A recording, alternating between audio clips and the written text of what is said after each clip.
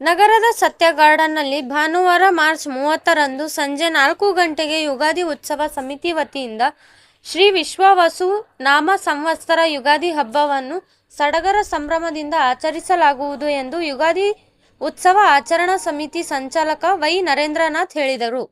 ನಗರದ ಪತ್ರಿಕಾ ಭವನದಲ್ಲಿ ಸುದ್ದಿಗೋಷ್ಠಿ ನಡೆಸಿ ಮಾತನಾಡಿದ ಅವರು, ಪ್ರತಿ ಬಾರಿಯಂತೆ ಈ ಬಾರಿಯೂ ಕೂಡ ಇಬ್ಬರು ಸಾಧಕರಿಗೆ ಕಲ್ಯಾಣ ಕರ್ನಾಟಕ ಕಣ್ಮಣಿ ಎಂಬ ಪುರಸ್ಕಾರ ಕೊಟ್ಟು ಗೌರವಿಸುತ್ತಾ ಬಂದಿದ್ದೇವೆ.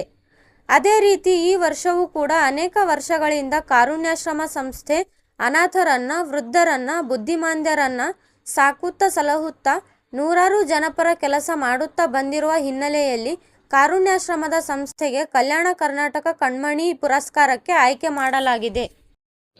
ಅದೇ ರೀತಿ ತಾಲೂಕಿನ ಗಣೇಶ ಕ್ಯಾಂಪಿನಲ್ಲಿರುವ ರೈತ ನೆಕ್ಕಂಟಿ ರಮಣರಾವ್ ಅವರು ನೂರಾರು ಎಕರೆ ಭೂಮಿಯಲ್ಲಿ ಅನೇಕ ತರಹದ ಬೆಳೆಗಳಾದ ಮಾವು, ತೆಂಗು, ಬಾಳೆ, ನಿಂಬೆ, ಕಬ್ಬು, ಭತ್ತ, ಜೋಳ, ರಾಗಿ, ಸೊಪ್ಪು, ಸಪೋಟ, ಪಪ್ಪಾಯಿ, ಹಲಸಿನ ಹಣ್ಣು ಹೀಗೆ ನೂರಾರು ತರಹದ ವಿವಿಧ ರೀತಿ ತಳಿಯ ಬೆಳೆಗಳನ್ನು ಬೆಳೆದು ಈಗಿನ ಯುವ ಪೀಳಿಗೆಗೆ ಮಾದರಿಯಾಗಿದ್ದು, ಅಲ್ಲದೆ ಅವರ ತೋಟದಲ್ಲಿ ಅನೇಕ ಬಡ ಕೂಲಿ ಕಾರ್ಮಿಕರಿಗೆ ಕೆಲಸ ಕೊಟ್ಟು ಆಸರೆಯಾಗಿದ್ದಾರೆ.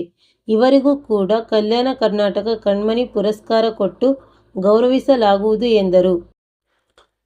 ನಂತರ ಯೋಗ ಗುರು ಎಂ. ಭಾಸ್ಕರ್ ಮಾತನಾಡಿ, ಈ ಕಾರ್ಯಕ್ರಮದಲ್ಲಿ ಬೇವು ಬೆಲ್ಲ ವಿತರಣೆ, ಪಂಚಾಂಗ ಪಠಣ, ಆಯ್ದ ಕವಿಗಳಿಂದ ಕವಿಗೋಷ್ಠಿ ಹಾಗೂ ಸಾಂಸ್ಕೃತಿಕ ಕಾರ್ಯಕ್ರಮಗಳು ನಡೆಯಲಿವೆ.